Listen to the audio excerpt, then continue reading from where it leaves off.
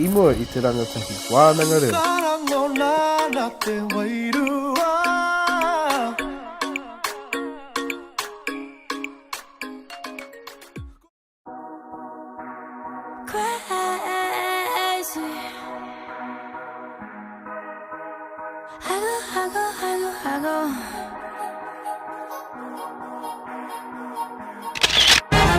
Kei te whakamā. He ha tēnei? He ngaru. Oh, yoga. Ko te kahurangi toi. Ana e te waiata. Ko kahurangi toi. Ko whakapaka. Ko hororangi. Ko ka urukehu.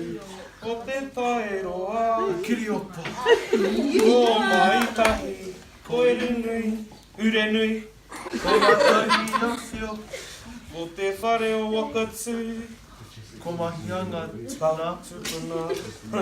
Ko mahi hauhake. Ko hane kaha. Ko rau. Ko ngahi e.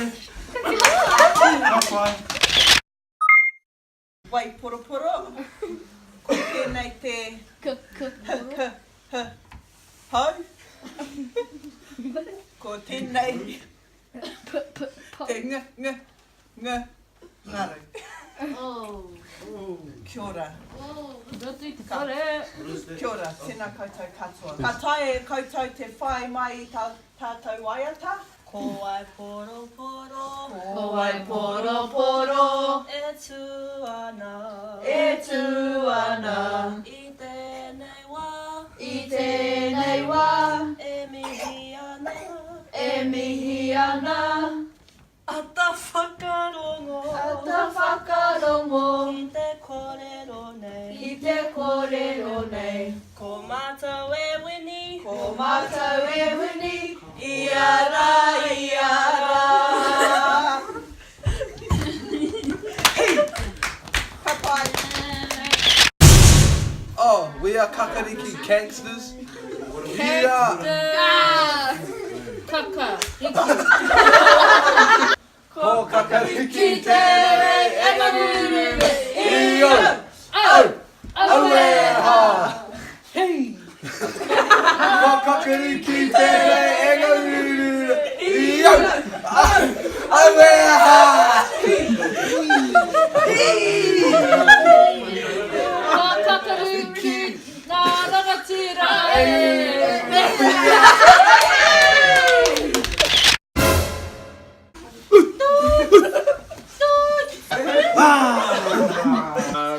Kumohio. Rien. Wea karaka. Yeah.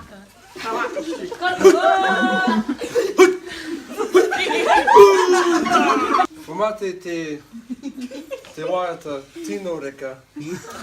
Nā te tangata nui o te ao. Tā tēnā pipa. Tā tēnā pia. Baby, wai poro poro. Baby, wai poro poro. Baby, wai poro poro. Baby, wai poro poro. Mama kakariki. Mama kakariki. Mama kahurangi, rangi, rangi. Kahurangi. Papa. I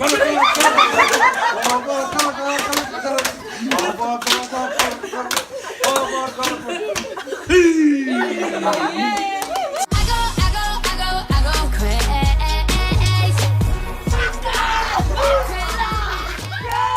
Arms up. Arms up.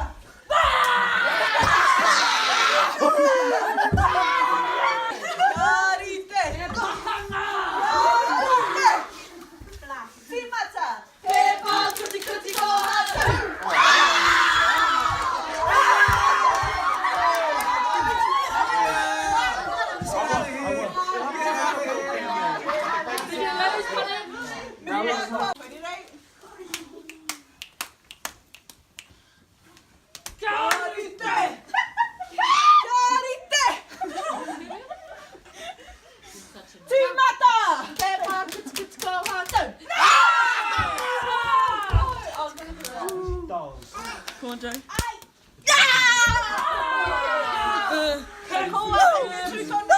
Toropa, pepa kutsko hatu.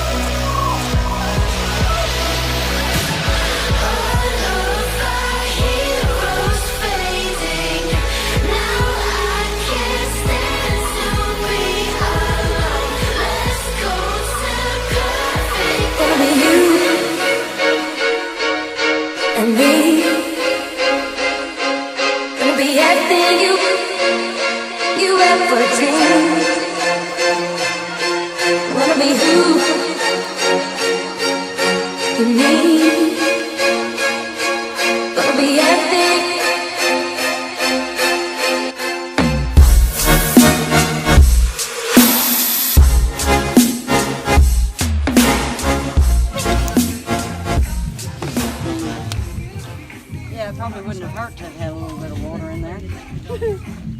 Some seawater. I mean, when they open, they'll start to drip out. To start, then you have just a smidgen.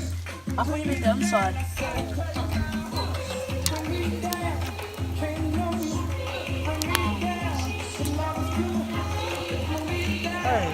How come mine didn't get cut? So I helped you. I took all the. Oh, there is fishy.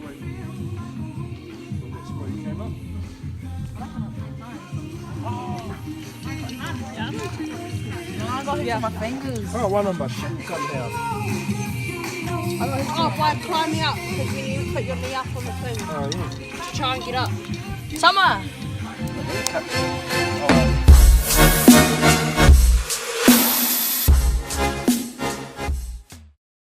Kaha, mohi o te ingoa o te whaia.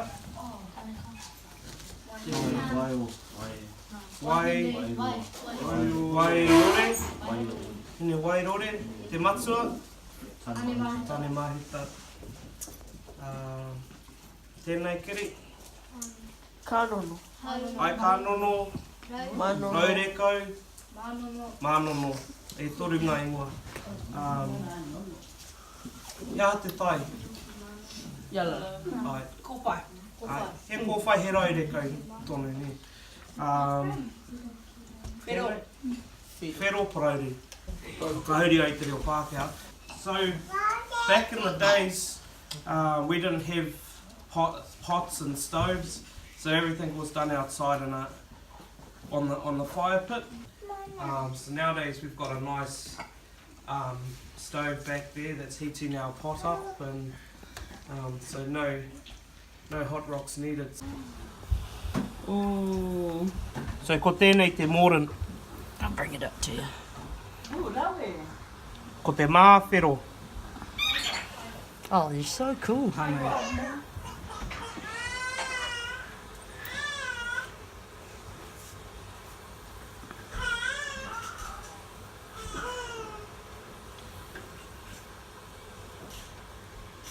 Science. Do you have to do that step? Ai. Kia ora, Pere.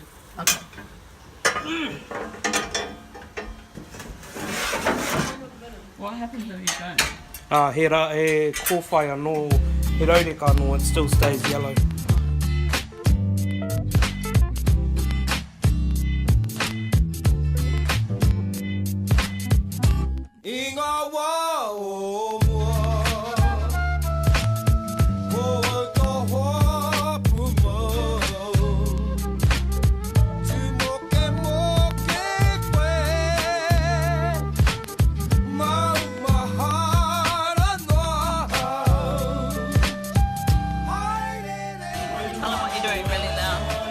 I'm folding it over, and then I pull these two through these, very tight,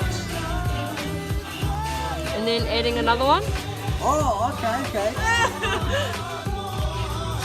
and then doing the same thing. That's good stuff. Really stiff. Me mahi toi ahau I te mahi hara keke. Pana keke.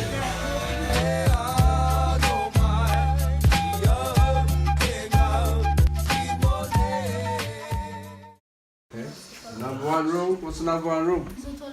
Okay, those are all very good rules, but the number one rule is that's up, that's down.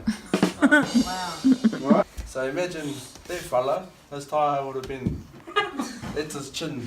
Would have been huge.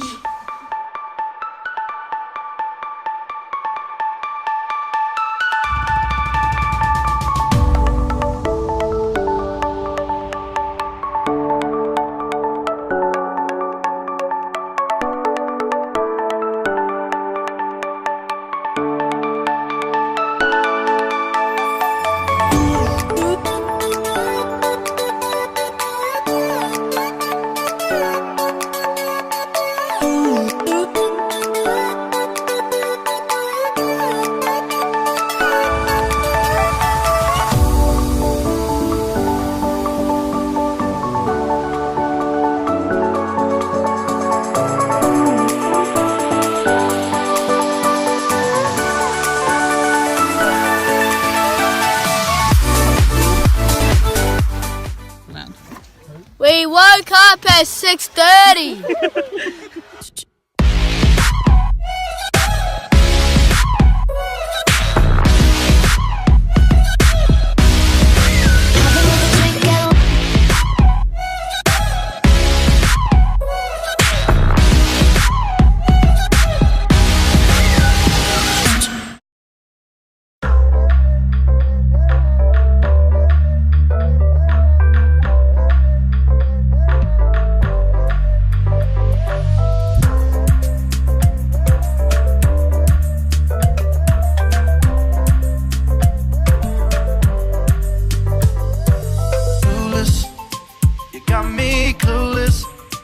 See, I don't know what it is, but you have it when you started moving.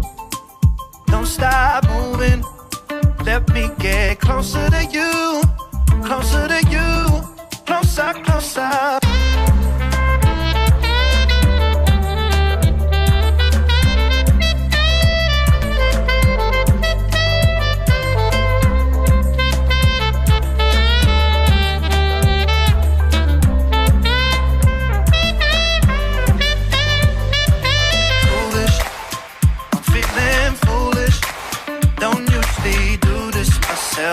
It's a habit, but when you started moving, keep on moving. Let me get closer to you.